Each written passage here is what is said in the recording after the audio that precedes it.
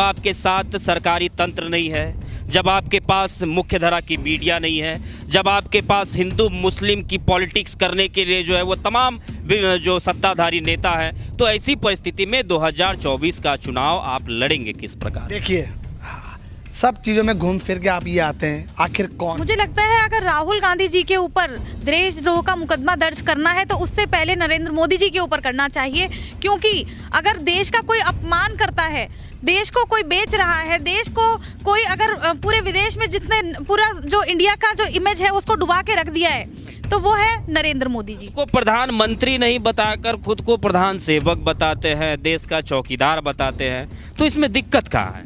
देखिए, वो सेवक बिल्कुल हैं, लेकिन वो अडानी जी और अंबानी जी के सेवक हैं, देश के सेवक वो बिल्कुल भी नहीं है। क्योंकि अगर वो देश के सेवक होते तो उन्हें अपनी देश की संपत्ति की रक्षा करनी चाहिए, ना कि अडानी और अंबानी जी के लिए काम करना चाहिए। देश के लोगों से है।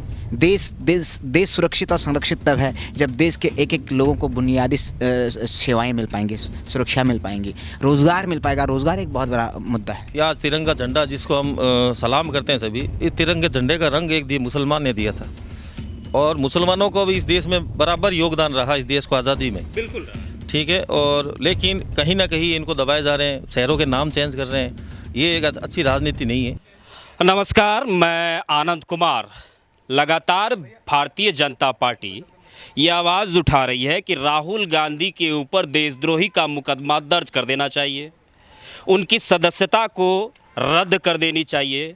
सदन के भीतर जब राहुल गांधी अडानी, LIC और भी कई मुद्दों को लेकर जब सवाल उठाते हैं तो उन्हें बोलने नहीं दिया जा रहा। हम दिल्ली के कांग्रेस पार्टी कार्यालय में आए हुए हैं और हमारे साथ कांग्रेस पार्टी के जो यूथ लीडर्स हैं वो हमारे साथ हैं, कुछ स्पोक पर्सन भी हैं। उन लोगों से, तमाम लोगों से हम बात करेंगे। और देश में जो इन दिनों राजनीति चल रही है, विपक्ष को कहीं ना कहीं नेस्तो नाबूद करने की जो ये तैयारी चल रही है, चाहे वह आम आदमी पार्टी हो, चाहे वह कांग्रेस हो, राजद हो, ED, CBI, ID वगैरह के तहत जो है तमाम विपक्षी दलों को नेस्तो नाबूद करने की तैयारी इन दिनों लगातार। में लगभग हिंदू ही लोग ज़्यादा हैं, जो संसद के राज्यसभा हैं, MP हैं, फिर भी देश खतरे में है। अरे 9 साल से देश खतरे में हो गया क्या? जब से भारतीय जनता पार्टी की सरकार बनी है, इससे पहले कांग्रेस की सरकार थी, तब तो हिंदू खतरे में नहीं था।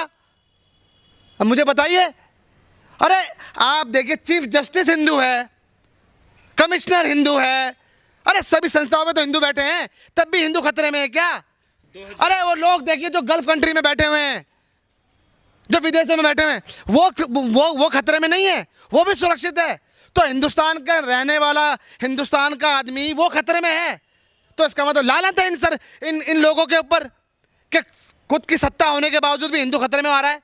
तो फिर जब भाजपा इतना ज्यादा हिंदू मुस्लिम कर रही है तो कांग्रेस पार्टी इस पर आखिर नकेल क्यों नहीं कस पा रही है? क्या नकेल, कितना नकेल कस रही है? इस देश का चौथा स्तंभ मीडिया वो बिक चुका है। मतलब वो आप ये कह रहे हैं कि मुख्य धारा की मीडिया जो है वो विपक्ष का सवाल नहीं उठाती? बिल्कुल।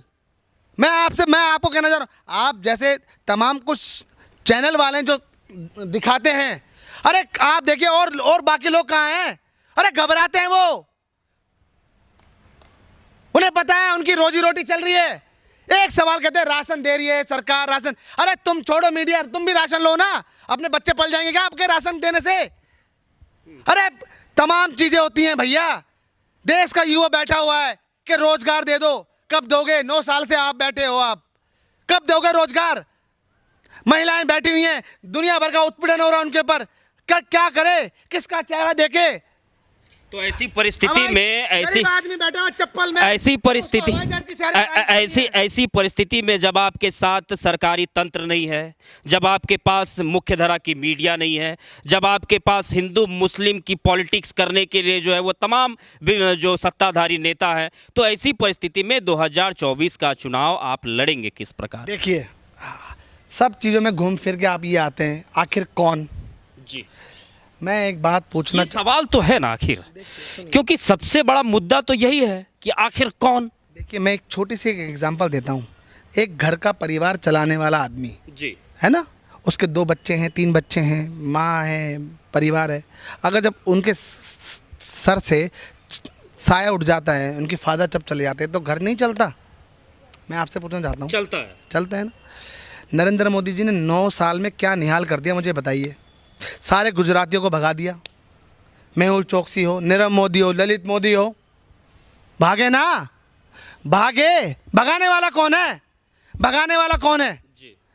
नरेंद्र मोदी, भारतीय जनता पार्टी है। उसी प्रकार से अब कौन भगा रहा है? अब अडानी है। 10 कितना पैसों का गमन कर दिया। अरे ये सरकारी संस्थाओं को तो छेड़ा नहीं है, LIC और SBI जैसी को तो छेड़ा नहीं है। अब बताइए, अगर कल गलती से सवाल उठाने के बावजूद सदन में कांग्रेस राहुल गांधी के बोलने के बाद उनकी आवाज को म्यूट कर दिया गया, उनके स्पीच को काट दिया गया। मीडिया डरती है भाई साहब, और भारतीय जनता पार्टी डरती है। मैं कह रहा हूं एकमात्र देश का नेता राहुल गांधी से डरती है, हर एक चीज से डरती है। मैं आपको और एक छोटी सी बातें बताना चाहता हूं। इस देश को आज़ाद कराने में क्या हिंदुओं का जितना योगदान है, क्या मुस्लिमों का योगदान नहीं है? हैं? सिख का नहीं है, ईसाई का नहीं है, बताइए। सबका खून है इस देश की मिट्टी में आज़ाद कराने में। और एक बात बता रहा हूँ, जब देश आज़ाद हुआ था ना, उसके बाद उस देश को चलाने के लिए बहुत बड़ा जिगर की ज़रूरत थी। और वो जिगर किसके पास था? जवाहरलाल नेहरू जी के पास, जिसको ये कोसते हैं, अपनी दुकानें चलाते हैं। अरे आप देखिए, जो आज संस्थाएं बेच रहे हो वो किसके बदौलत बनी है, बताइए। अरे कांग्रेस ने बना के दे दिया। अगर गलती से अगर इनकी सरकार होती तो आज ये देश को बेच के चले जाते, गिरवी रख देते, साइन कर देते। जो पाकिस्तान में हालत है, श्रीलंका में हालत है, उसकी हालत देश इंडिया की उसी तरीके की हालत कर देते, भारत की भी। समझिए, देश ये नहीं है, इनके पास विजन नहीं है, इनके पास टेलीविजन है बस। विजन देश को किस तरीके से चलाना है वो नहीं है इनके पास, कोई मैप नहीं है। क्या है? हिंदू मुस्लिम, सुबह उठते ही 5 आदमी मीडिया बैठाए थे, हिंदू मुस्लिम चलता मुझे रहता लगता है अगर राहुल गांधी जी के ऊपर देशद्रोह का मुकदमा दर्ज करना है तो उससे पहले नरेंद्र मोदी जी के ऊपर करना चाहिए। क्योंकि अगर देश का कोई अपमान करता है, देश को कोई बेच रहा है, देश को कोई अगर पूरे विदेश में जिसने पूरा जो इंडिया का जो इमेज है उसको डुबा के रख दिया है, तो वो है नरेंद्र मोदी जी। उन्होंने जो है साउथ कोरिया के अंदर कहा कि भारत के लोग ऐसा सोचते हैं कि मैंने पता नहीं कौन सा ऐसा पाप किया है जो मैं भारत देश में पैदा हुआ। ये वीडियो जो है वो सोशल मीडिया पर लगातार इन दिनों वायरल है। हमारे प्रधानमंत्री की एक वीडियो और वायरल है जिसमें वो चाट बनाते हुए नजर आ रहे हैं। आपने शायद वो वीडियो भी देखा होगा। कभी चाय वाला, कभी चाट वाला, कभी चौकीदार। मतलब ये मुझे लगता है इससे ज्यादा शर्मनाक बात क्या हिंदुस्तान के लिए हो सकती है कि हमारा जो प्रधानमंत्री है वो चाय वाला भी है, चाट वाला भी है और चौकीदार भी है ना? तो मुझे नहीं लगता कि किसी भी देश के लिए इससे बड़ा दुर्भाग्य होगा। खुद को प्रधानमंत्री नहीं बताकर खुद को प्रधान सेवक बताते हैं, देश का चौकीदार बताते हैं, तो इसमें दिक्कत कहाँ है? देखिए, वो सेवक बिल्कुल हैं, लेकिन वो अडानी जी और अंबानी जी के सेवक हैं, देश के सेवक वो बिल्कुल भी नहीं हैं। क्योंकि अगर वो देश के सेवक होते तो उन्हें अपनी देश की संपत्ति की रक्षा करनी चाहिए, ना कि अडानी और अंबानी जी के लिए काम करना चाहिए। वो जो है जितने भी विदेशों के चक्कर काटते हैं, पहले जो है अडानी जी के प्लेन में मोदी जी जाते थे, अब मोदी जी के साथ अडानी जी विदेश जाते हैं। ये जो इनका जो आपस में जो दोस्ती चल रही है, हमारे देश में एक ईस्ट इंडिया कंपनी की वजह से पूरे देश जो है बड़े संकट में आया था, उससे हमें लड़ना पड़ा। अडानी जी और अंबानी जी की जो ये कंपनियां हैं ना, ये हमारे देश में ईस्ट इंडिया कंपनी से भी ज्यादा खतरनाक है। लगातार जांच की मांग की जा रही है, जेपीसी की मांग की जा रही है। क्या लगता है कि आपको कि कांग्रेस पार्टी या फिर अन्य विपक्षी पार्टियों के द्वारा ये जो मांग की जांच की जो मांग की जा रही है, तो क्या इस पर जांच होगा आने वाले दिनों में, या फिर सिर्फ और सिर्फ हवाबाजी बन करके यह रह जाएगा? मुझे जैसा लग रहा है कि जिस तरह की तानाशाही देश में चल रही है, तो जनता को बहुत बड़े आंदोलन करने की जरूरत है, तब जाकर कोई निष्कर्ष निकलेगा। इतनी आसानी कोई निष्कर्ष नहीं निकलने वाला है। आंदोलन सिर्फ दिल्ली में होगा या फिर पूरे देश में होना चाहिए? मुझे लगता है जिस दिन सारे देश को ये नजर आने लगेगा कि अडानी जी और अंबानी जी के पास ये क्या हो रहा है। देखिए क्या हो रहा है, मैं बताती हूँ। बैंक लोन दे रहा है, संपत्ति सरकार की है और मालिक मैं बनी जा रही हूँ, ठीक है? ऐसा हो रहा है। तो अगर कोई भी व्यक्ति अगर आंख खोलकर देखे तो उसे नजर आएगा कि एक तरफ पैसा सरकार भी सरकार का और संपत्ति भी सरकार की, लेकिन मालिक कोई और बना जा रहा है, मालिक कोई और बन गया। तो इसमें पूरे देश की आंखें खोलने की जरूरत है। साफ तौर पर जो मुख्य धारा की जो मीडिया है आज का नहीं कहीं ना कहीं देश के जो असल मुद्दे हैं, जो बुनियादी जो सवाल देश के हैं, उन बुनियादी सवालों को अछूता कर रहा है।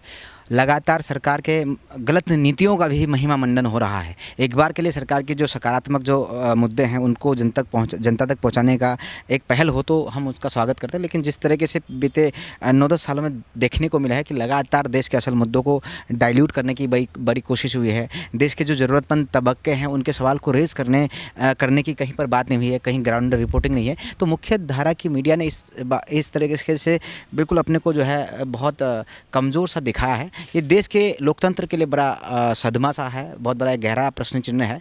तो हम इतना ही निवेदन करेंगे कि देश का, क्योंकि लोकतांत्रिक देश है और मीडिया को देश की लोकतंत्र का चौथा स्तंभ कहा जाता है, तो आज भी अगर ज़मीर ज़िंदा है मीडिया के, कुछ मुख्य धारा के मीडिया के कुछ लोगों का, तो मैं तो इतना ही चाहूँगा कि प्लीज़ इस देश के संविधान को जीवित रखिए, लोकतांत्रिक जो व्यवस्था है उसको सुरक्षित रखिए। दिल्ली से देश का राजनीति इतिहास लिखा जाता है, उसे बदला जाता है, और दिल्ली के चौक चौराहे पर गली गली में मीडिया माइक लगा करके हिंदू मुस्लिम का डिबेट करा रही है। तो ये क्या इससे जो है वो देश की राजनीति पे अच्छा असर पड़ेगा क्या? भाजपा पता नहीं कैसा अखंड भारत है। भाजपा लगातार जो है अखंड भारत चिल्लाती है, और जब से भारतीय जनता पार्टी सरकार में आई है, जब से भारतीय जनता पार्टी सत्ताधीश हुई है, तब से लगातार, बिल्कुल आप सही कह रहे हैं, आप दिल्ली के कनॉट प्लेस सहित कहीं भी देश के किसी भी राज्य में आप जाएंगे तो मीडिया लगातार हिंदू मुस्लिम चिल्ला रही है और जाति जाति चिल्ला रही है। और मैं साफ तौर पर आपके मीडिया के माध्यम से देश के प्रबुद्ध जनता को बताना चाहता हूँ, 90s के बाद, याद रखेगा, 90s के बाद जितनी भी रीजनल पार्टियाँ देश में बनी हैं उससे निश्चित तौर पर देश का डेमोक्रेटिक जो सिस्टम है वो कमज़ोर हुआ है। बोले क्यों?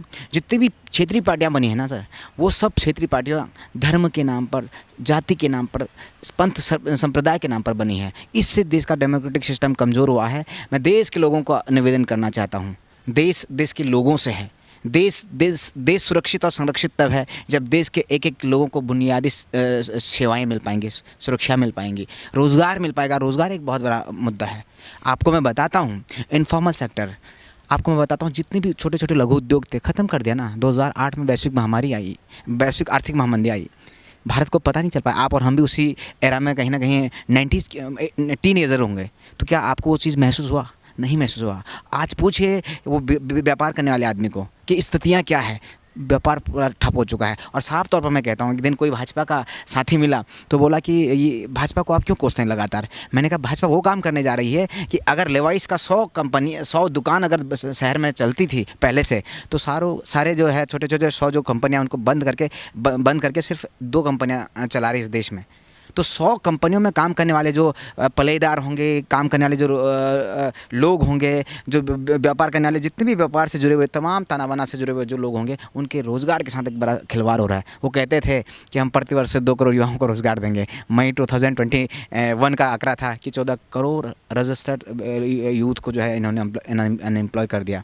तो ये समूचे भारत के लिए बड़ा गहरा सवाल है। और अखंड भारत जब कहते हो तो मैं समझता हूँ कि भारत हिंदू मुस्लिम सिख ईसाई सभी के समाज का की बात तो कही जा रही है सर, लेकिन कुछ पॉलिटिशियन हैं, कुछ साधु हैं, कुछ लोग हैं, कुछ संघ के लोग हैं जो भारत को भारत नहीं, मतलब कि हिंदू राष्ट्र बनाना चाहते हैं। इसे अखंड भारत, ये कौन सा भारत बनाने की तैयारी और ये कौन से भारत की नींव रखने की कोशिश की जा रही है बार बार?